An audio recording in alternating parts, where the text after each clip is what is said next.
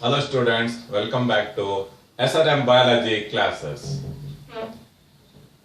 In invalid terminology, the central dogma of molecular biology or the protein synthesis is defined as the transformation of genetic information from DNA to mRNA through transcription and transfer of information from messenger RNA to protein synthesis is called central dogma of protein synthesis.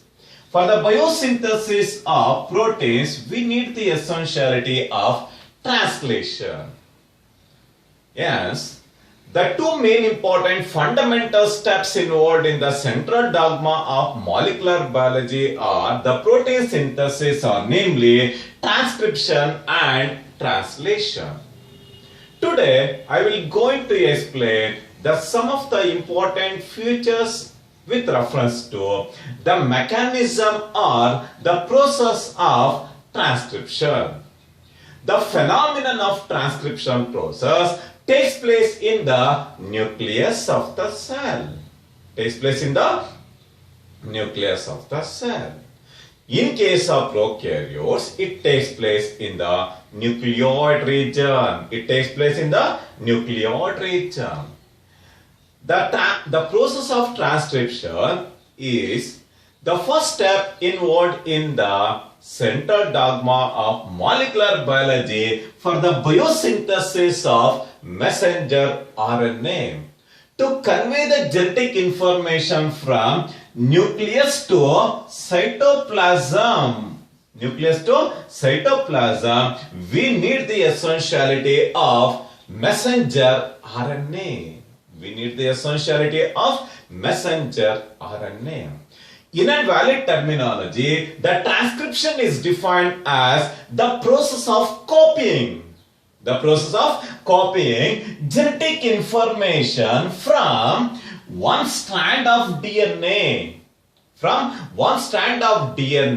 into messenger RNA is called transcription. It is also defined as the synthesis of messenger RNA from one of the DNA template strand by using RNA polymerase enzyme, by making use of DNA dependent RNA polymerase enzyme is called transcription.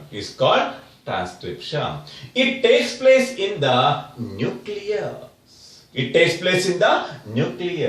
For the biosynthesis of messenger RNA, the key enzyme responsible is called the DNA-dependent RNA polymerase enzyme. DNA-dependent RNA polymerase enzyme is the key enzyme involved in the transcription process. The first important step is the transcription unit. In invalid terminology, the transcription unit is defined as the segment of DNA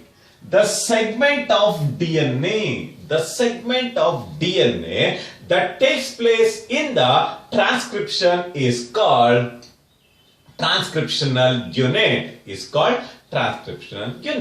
The transcriptional unit in a DNA, it mainly consists of three important components, namely promoter region. Second one is structural gene. The third important one is the terminator gene. Are the three important segments commonly found in the transcription unit. This is the structure of transcription unit. The transcription begins by unwinding the DNA, or uncoiling of DNA, particularly on the ORI side. The action of the enzyme helicases, or it is also designated as the enzyme unwindase. The enzyme unwindase, it takes part in the uncoiling of DNA strands with the removal of or with the breakage of hydrogen bond. With the help of the enzyme, helicases or unwinders, resulting in the formation of two strands of DNA are formed or separated. This leads the formation of a bubble-like structure called transcription bubble. You are already well familiarized with the presence of hydrogen bond between the adenine and the thymine, guanine and the cytosine. In between adenine and thymine, you can find the presence of two weak hydrogen bonds, whereas in between guanine and cytosine, you can find the presence of three weak hydrogen bonds. The presence of ORI site will play a very important role in the action of the enzyme helicases or unwinders. The enzyme unwinders take part in the breakage of hydrogen bond, resulting in the formation of a bubble-like structure. The name of the bubble is called transcription bubble. One of the separated DNA from 3-2 from 3-2 5- direction. 3-to 5 direction will act as a template strand. 3-to 5 direction will act as a template strand for the biosynthesis of complementary messenger RNA. That unique strand is called template strand, or it is also designated as antisense strand or non-coding strand. It takes part in the synthesis of messenger RNA. The messenger RNA is always complementary to the template strand. Opposite to the template strand, you can find the presence of coding or the sense strand. The coding or the sense strand, it always run from the polarity 5- to 3- 5- to 3- direction. That unique strand is called coding or the sense strand. The next important one is the role of the RNA polymerase enzyme. It is also designated as DNA-dependent RNA polymerase enzyme. The enzyme after unwinding of the DNA, the enzyme DNA-dependent RNA polymerase enzyme, it specifically binds to the promoter region. For the specific binding of RNA polymerase enzyme to the promoter site, it requires the essentiality of a protein. The name of the protein is called sigma factor. The sigma factor will play a very important role in the initiation of transcription. Sigma factor will play a very important role in the initiation of transcription. It is a type of protein. Factor is nothing but a gene. Gene is the unit of DNA. It takes part in the biosynthesis of protein. The factor is nothing but protein. It is a type of protein commonly found in case of E. coli, commonly found in case of bacteria. The main function of the sigma factor is it specifically binds the enzyme RNA polymerase to the promoter region in order to initiate the mechanism of transcription. Once the enzyme DNA-dependent RNA polymerase from the upstream towards 5' end of the structural gene of the transcription unit to initiate the mechanism of transcription. The enzyme RNA polymerase enzyme, it takes part in the enzyme RNA polymerase enzyme when it started to move toward the structural gene. When it started to move toward the structural gene, it resulting in the assemblage or it resulting in the accumulation of ribonucleotides. The four important ribonucleotides are namely ATP, GTP, CTP and UTP are the four important ribonucleotides that are complementary to the template DNA strand, thereby resulting in the establishment of phosphodiester bond, resulting in the biosynthesis of messenger RNA. The synthesis of messenger RNA, it is always proceed from 5' it always proceed from 5' to 3' direction, 5' to 3' direction, resulting in the formation of ribonucleotide chain, The synthesis of mRNA is always proceed from 5' to 3' direction, and it is anti-parallel to the template strand. It is always anti-parallel. It is always anti-parallel to the template strand. When the messenger RNA synthesis is completed, there is no specific signal in the DNA template strand. In the downstream, you can find the presence of a protein called Rho factor.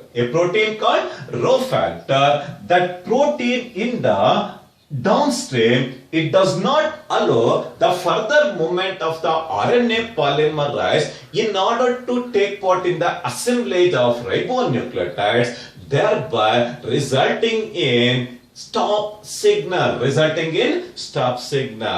When signals are recognized by the terminator protein, resulting in the end of transcription.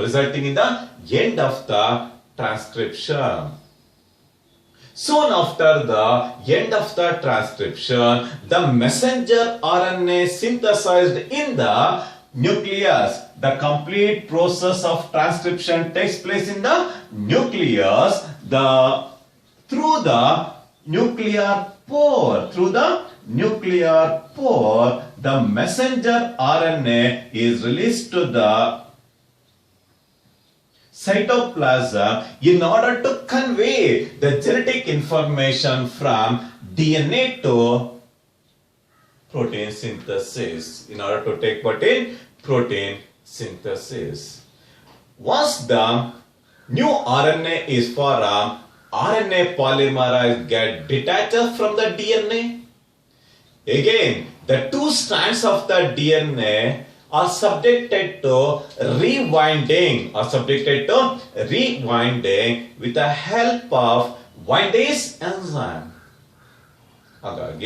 In case of transcription, the three important enzymes, namely helicases, RNA polymerase enzyme, and windase are the three important enzymes that take part in the transcription. Once the messenger RNA gets detached from the DNA, again the two strands of the DNA rewind with the help of windase enzyme. With reference to the mechanism of transcription in case of prokaryotes. In case of prokaryotes,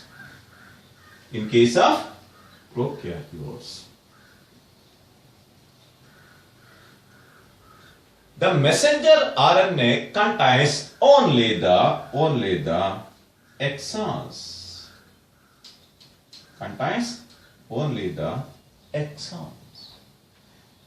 Yes, the phenomenon of RNA splicing does not take place in the prokaryotes.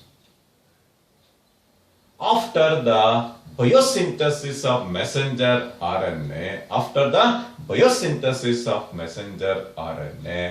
it take part in the polycystonic mRNA in order to code for many polypeptide chains.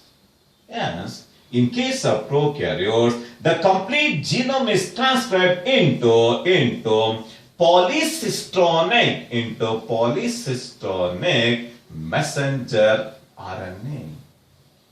But in case of eukaryotes, the eukaryotic gene is called the split gene. The eukaryotic gene is characterized by the presence of the combination of introns and exons. Exons are said to be the coding region, whereas the introns are called non-coding region. By making use of RNA splicing, the type of the enzyme involved in the RNA splicing is called spliceosome, RNA spliceosome. That enzyme RNA spliceosome will play a very important role in splicing the introns, in splicing all the introns. Once the introns are removed with the help of the enzyme RNA ligase, all the exons are joined, resulting in the formation of a single mRNA, is formed. Yes, in case of eukaryotes, you can find the presence of monocystonic. mRNA responsible for the biosynthesis of single polypeptide chain. Yes, the phenomenon of RNA splicing will take place in the eukaryotes because of this unique characteristic feature. The eukaryotic gene is called split gene.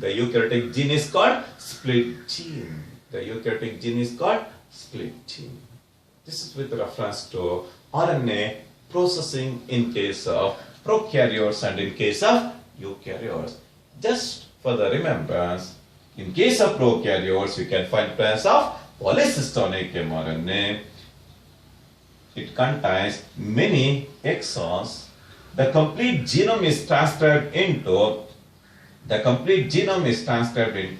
messenger RNA for the biosynthesis of many polypeptide chain. Yes, the type of the DNA in case of prokaryotes is called polycystonic mRNA, but in case of eukaryote, the eukaryotic gene is called split gene. It contains the combination of exons and introns. With a non-coding region, it does not take part in protein synthesis. Yes, by making use of RNA splicing, with the help of RNA spliceosome enzyme, all the introns are removed, resulting in the action of RNA ligase enzyme. Thereby, all the exons are joined, resulting in the formation of a single messenger RNA called monocystonic mRNA. The presence of monocystonic mRNA is commonly found in case of eukaryotes. Because of the presence of exons and introns, the type of the gene in case of eukaryotes is called split gene. This is with reference to the main important features involved in the mechanism of transcription. Generally in the board exams, it asks in the 2 marks, 3 marks and also in the 5 marks category. Thank you very much.